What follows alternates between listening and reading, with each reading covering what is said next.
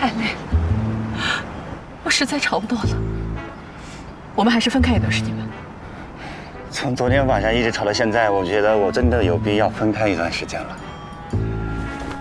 现在是5点半，我们先各自回宿舍睡到12点，12点15分的时候再准时回到这个地方见面。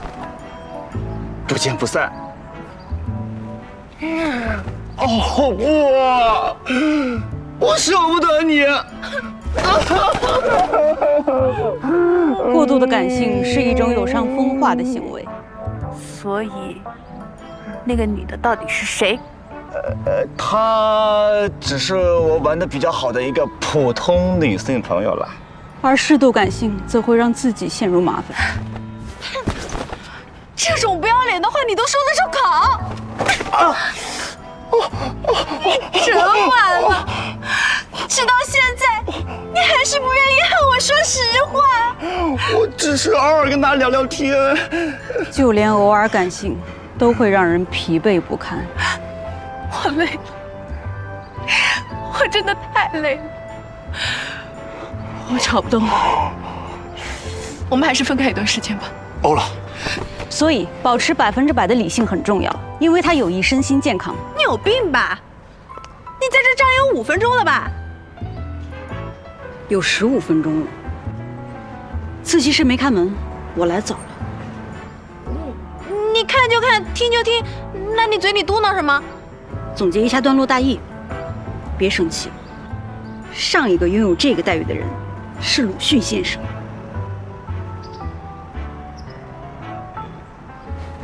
她是不是就是那个女的？合着你压根就没见过她，你炸了我一晚上。他用“炸”这个词，说明他心里有鬼。没错，真正心里有鬼的是你差不多吧？你和阴魂不散的前男友联系的不也很密切吗？你胡说！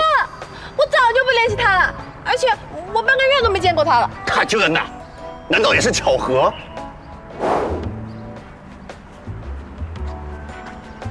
早啊，建茹，谢谢你昨天借给我的笔记，以及给我发了那么多校招信息。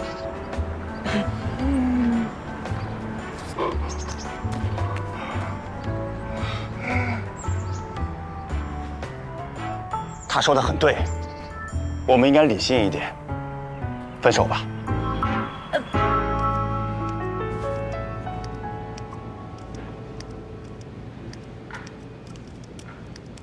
保持理性的同时压抑感性，这是我维持过去3年平稳生活的主题。我不敢打破它，因为我不想再经历那种挫败与绝望。即便我对眼前这个男生动过心。同学，能帮我刷一下卡吗？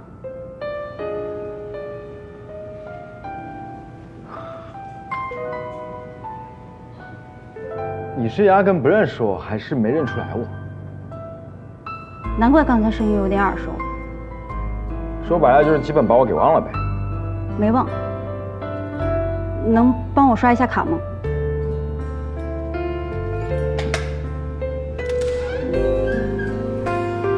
谢谢。客气。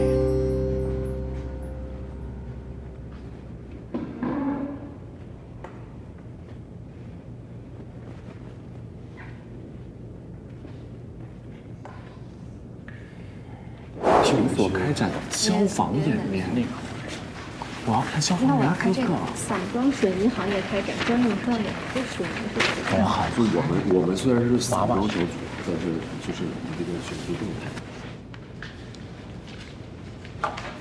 怎么感觉自习室像被咱们班包了场呀？应该都是过来翻选题的。选题是昨天上午留的任务，怎么今天还有人没有完成？昨天布置的任务，大家不拖1周已经很给面子了，为什么连常识性的问题你都要抬高？所以女人，你还没有找到选题吗？这不很正常吗？那你要抓点时间了。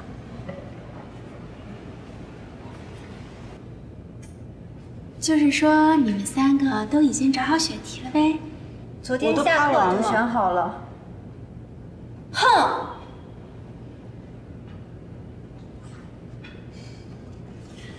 要不去那周做吧？目测他们几个还在选。你以为我愿意跟你们仨做一桌啊？这个不 OK， 南巡你要去多少遍？南巡要去多少遍啊？就这个了，别那么这个真的不行啊！那么费劲，就选一个就得了。妹妹，你是怎么从上流社会流到我们基层来的？错，我们是底层。错，我们是重灾区。同时，我们也是避难所。你们4个都还没有找好选题吧？你们4个都还没有找选题吧？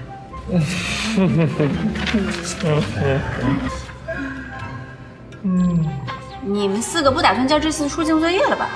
你也太小看我了，还是有区别的。我们4个已经联手想到了一条妙计，但仅限于我们4个这种水平。像你这种高不成低不就的呢？比上不足，比在有余的呢？一瓶子不满，半瓶子哐当的呢？可谓是乍暖还寒时候，最难将息。摄影、灯光、文案、苦力，你们4个齐了，确实不需要别人。但那个组明显需要一个正常人。哦，他们觉得我才是不正常的，因为我距离昨天布置完任务的24小时里还没有找好选题。确实太慢了啊，比我还慢呢，比你3婶都慢。你说是不是缘分？去年大荧幕上循环播放1整周的出境记者 A 组成员，竟然齐坐一堂。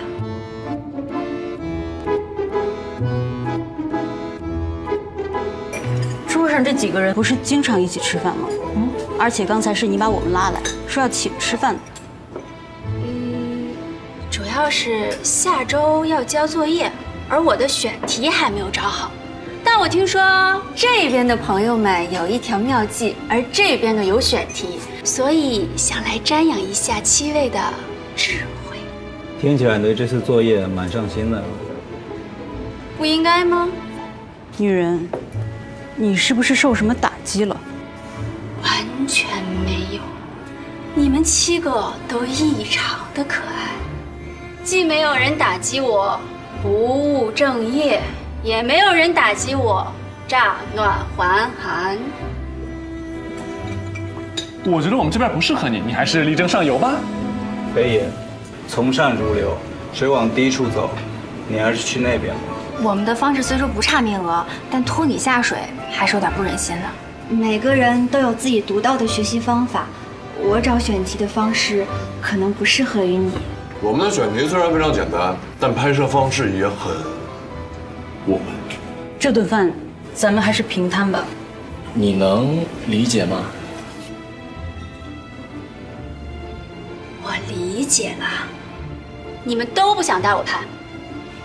女人，你还是太感性了，所以才听出来这么一个错误的弦外之音。如果你能保持理智，你就会根据过往，针对这些人的记忆，推测出一个真实的答案。这张桌子上，除了腻歪的7个人，包括我在内，都打算把这次的出境作业对付过去。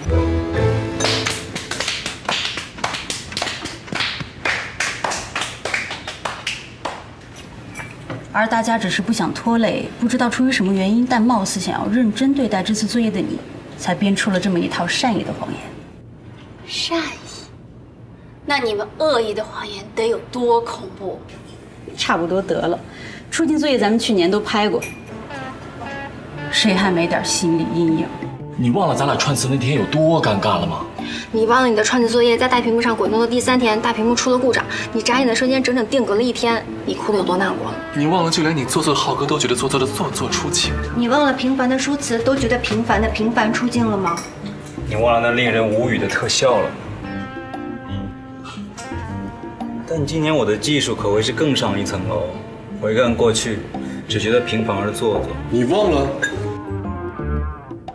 你还是忘了吧，那些记忆我已经强迫自己忘记了。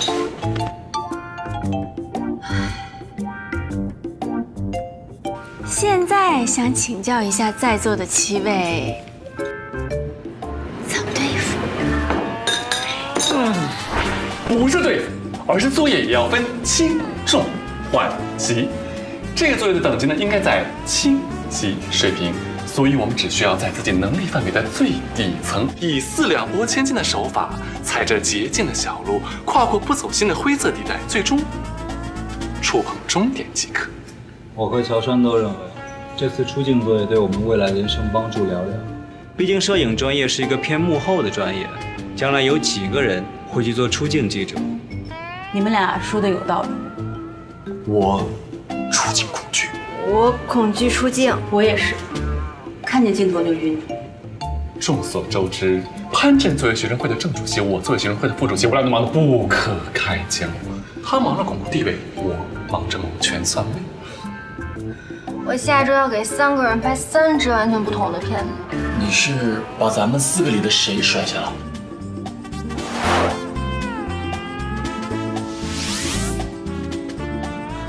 我下周要给7个人拍7支完全不同的片子。我接下来1周也会很忙，忙着认真的想一下，我具体要忙啥。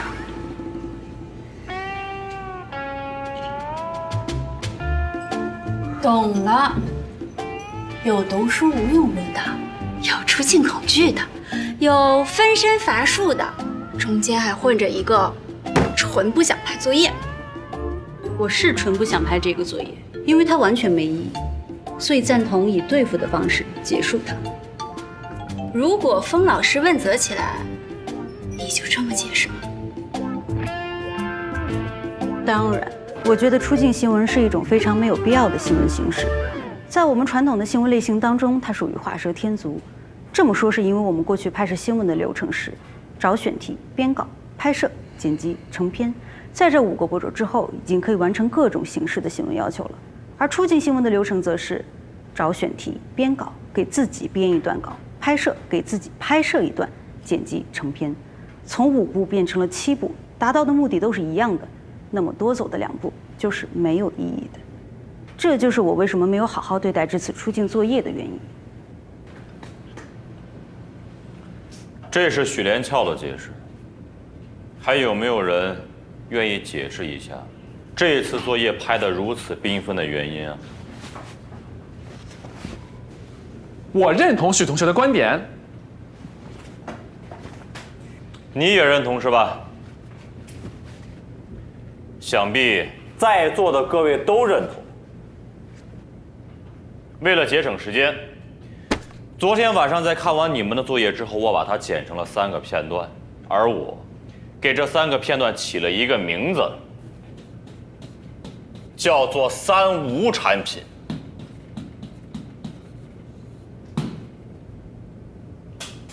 而这3无产品，也直接概括了你们在选题时的心理状态，分别是无病呻吟、无中生有和无事生非。接下来，先看看无病呻吟的杰出代表。主持人你好。我现在所在的位置是南方传媒大学西门往东1.7公里和东门往西2.3公里中间的东西中门。大家可以看到，我身后的这扇东西中门已经被彻底的、无情的锁死了。尽管这扇门是和我们学校一起建立起的，有着浓厚的历史感和沧桑感，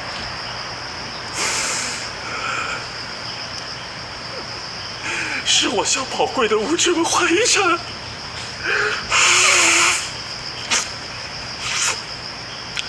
然而，我们很难再看到它再被打开的一天了。这扇门打我进学校的时候就已经被关上了，而实际上，这扇门在20年前就被锁死了。希望它泉下有知啊！没想到在20年后的今天，它又被人翻出来报道了一次。哦，不止一次。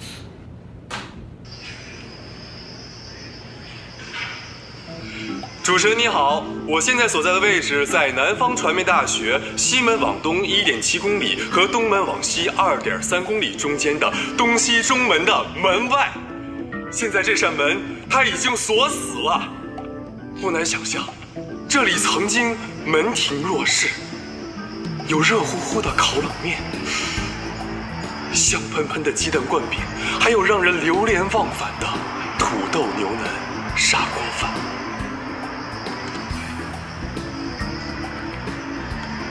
可现如今，他们都已经不复存在了。锁了20年，比门庭若市更难想象的是，20年前的门庭若市，你在20年后是怎么想象出来的？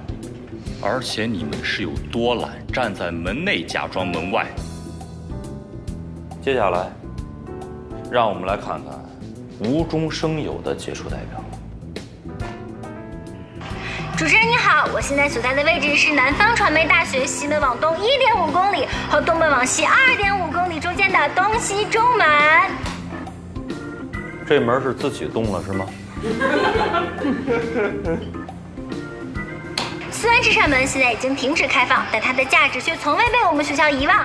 每个月的月初，我校都会派遣清洁人员到此清洁，使这扇门不致蒙尘。他们有的在擦拭，有的在为这扇古老而庄严的大门重新上漆。你们干什么呢？哪个学院的？是美术学院的吗？啊？出现机长钟台为您报告。我借此说一下，所有破坏学校内公共设施的行为都会被记处分。接下来，咱们来看一看无事生非的3位代表。先来看看3号代表。所以这扇门是惹你了是吗？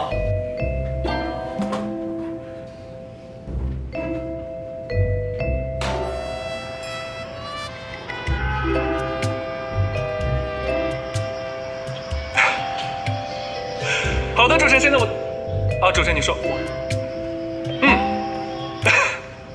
好的，现在，您说，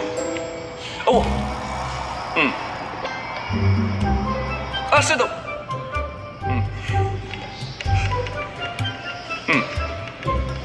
我这边连着能听到，您说，好的，主持人能听到吗？好的，谢谢。整整1分30秒，你都没有连上线，你辍学去德云社吧。接下来是无事生非的2号代表。我现在正在花瓣里小区门口。今天中午，我查到一则通知，说是该小区3点到5点之间会停水，想必这给小区居民的日常生活造成了很大的困扰。现在是下午4点，居民们应该都还没有下班。现在我们去采访一下小区的物业。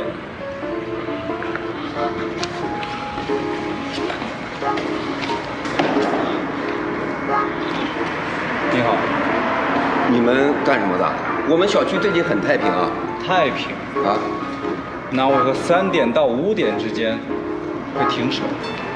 已经断完了，现在已经给水了。什么？但现在才4点。因为我们的办事效率比较高，总能做到第一时间为居民着想，能早来水就早来水。那请问一下，你们对于这种失信于民的行为有什么看法？我们怎么失信于民了？通知单上明明写着，今天下午3点到5点之间会停水，可现在才4点，怎么能够来水呢？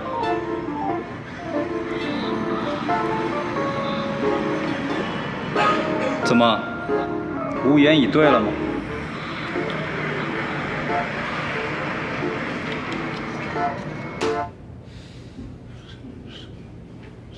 我对于这次作业的态度跟这个物业是一样的。我不知道你想干什么。接下来，无事生非的1号代表。不见不散。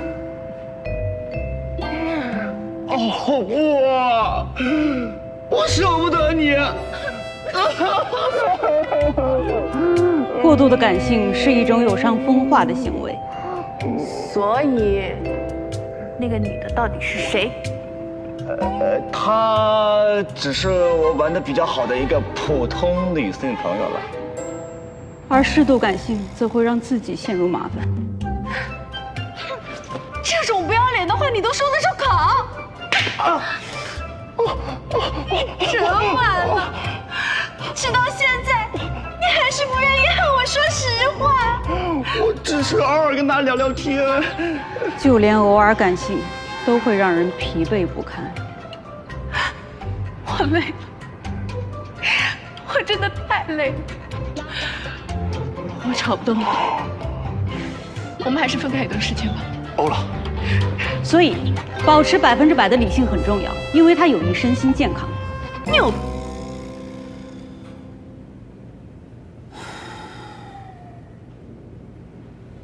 那4个门神牌的东西我就不做赘述了。B13和许连翘的作业，看似荒诞，实则是请注意。我现在并不是在夸你们，而是其他人拍的东西实在是乏善可陈。他们的作业稍微照顾到了一点出境新闻的要素，时效性与现场感。出境新闻的价值和意义之所以会高于那些简单的报道，就是因为记者本身代表了媒体的形象和舆论的导向。你觉得出境新闻是画蛇添足，那是因为你在选题的选择上有局限性。那4个门神牌的东西确实没有出境的必要，因为既没时效性也没现场感。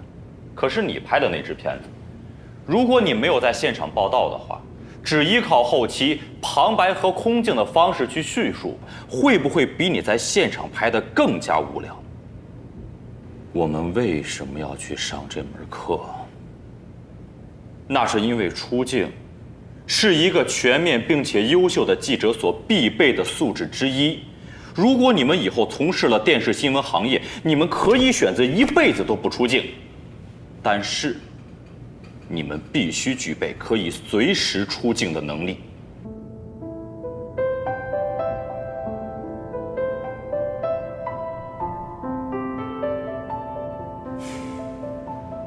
在南方传媒大学这1亩3分地上，确实很难找出值得出境的事件，所以这次的拍摄和选题，我对你们没有强加的要求，但你们却把作业给拍成了这样。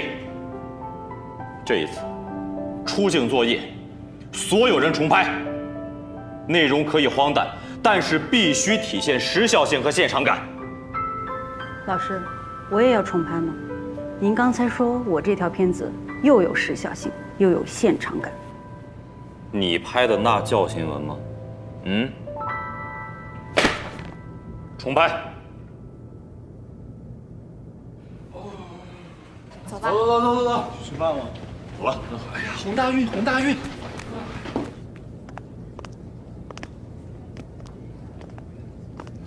他说1亩3分地里难拍，又要求我们重拍，又说可以荒诞，他是在暗示我们拍剧情片吗？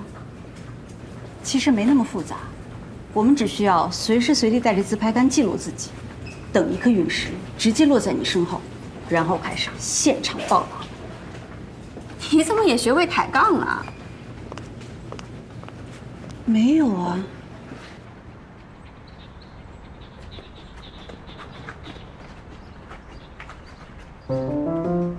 又是一个清晨，我们定时定量在这里已经吵了1周了，你不累吗？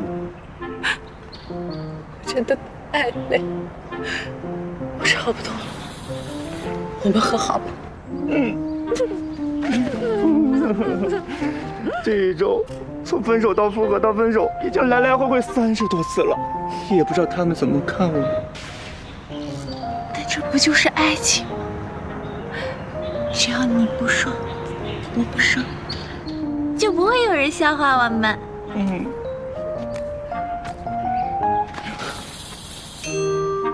可惜你俩这事儿已经不算新闻了。你说出去的。你跟谁说的？是刚刚那个女生，对不对？小妹，你要什么呀？这袋米给我发出来。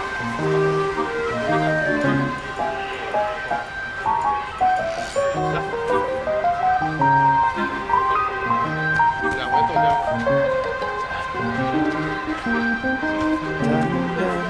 1个豆浆。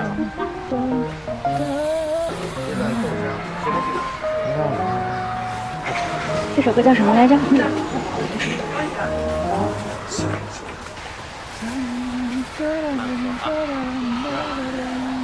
2瓶，2瓶豆浆。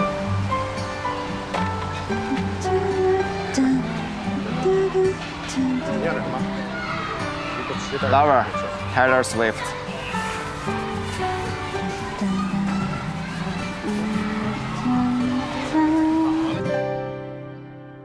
嘿，你现在好吗？